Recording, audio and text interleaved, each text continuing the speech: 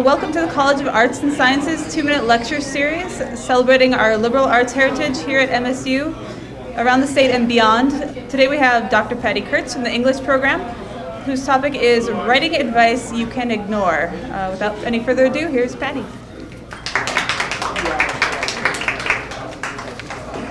Thanks. Okay, so this may seem like a weird topic, but it's something that a lot of writers have been discussing on Twitter lately, so I thought I would take it on myself. So one of the things I've noticed is that writers love getting advice. It's like we feel like the more advice we get, the better shot we have at being successful. So we tend to grab hold of that advice and just kind of hang on to it and not want to let it go or admit that maybe it's not going to work for us. But not all advice is created equal, and not all of it applies to every writer or every project or every stage of your writing career. So today I thought I would debunk 3 of the sacred cows of writing advice, and then show you how you might reinterpret those so they work for you. So the first one is write what you know. Okay, everybody's heard this at some point in their career or has said it to somebody else. The problem is, if I only wrote what I know, I'd be writing fiction about a college professor teaching English in the university in North Dakota. Not too many people are going to want to read that. I don't think J.K. Rowling actually went to a school for wizards somewhere, and I don't think Tolkien ever really went to Middle-earth and found a mountain and threw an evil ring in. So we should remember that what we know is an ever-expanding category. Okay, it grows and changes. So it's better to think of that as write what you're curious about, write what you want to know. Write what excites you, what you're passionate about. And if it's outside what you know, just do some research and learn about it. So eventually, it'll become part of what you know. So write what you're excited about and then find out about it. Okay, number 2 is show, don't tell. Okay, we always are told that. We're always reading that. It's all over the internet. Showing is good, right? Usually it's better to do something like this. Okay, and this is a quote. He threw the glass against the far wall of the room so hard that it shattered. His eyes glittered, his cheeks flushed a deep red. He clenched his fists and a sound like a dog's growl escaped his lips. Than it is to just say he was angry.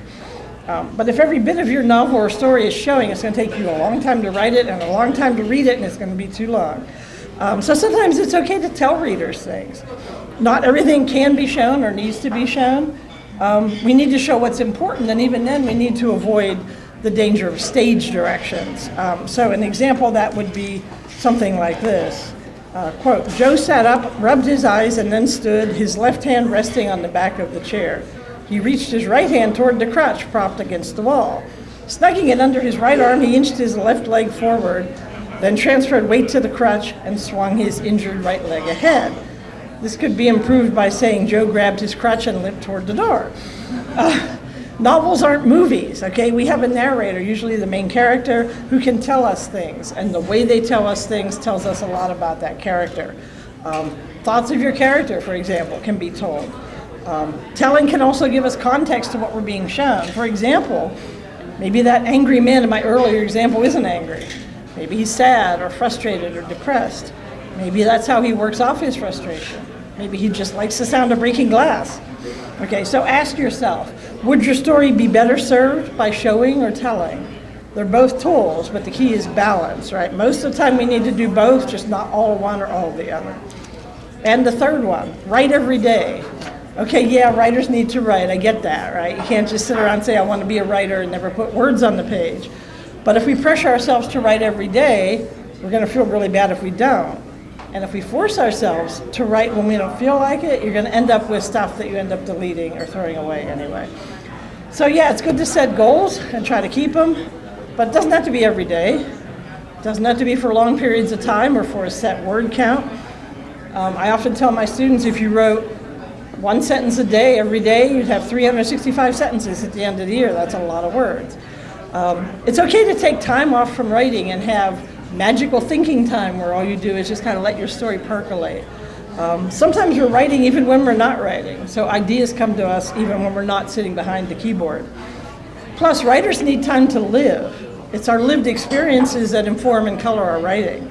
So if we don't experience the world, how are we going to write about it? Okay. Or as Jeff Summers, who wrote Writing Without Rules, says, write every day, sure, if you want to and you can. Or if you don't and you can't, that's fine too. The only thing that matters is that you write. So in short, not all writing advice is good for everyone. So try it out. If it works, great, follow it. If it doesn't work, run the other way very quickly. It's okay to ignore some of those tried and true sacred cows of writing advice and go down your own path. As long as you get words on the page and it works, then you're good. Thank you.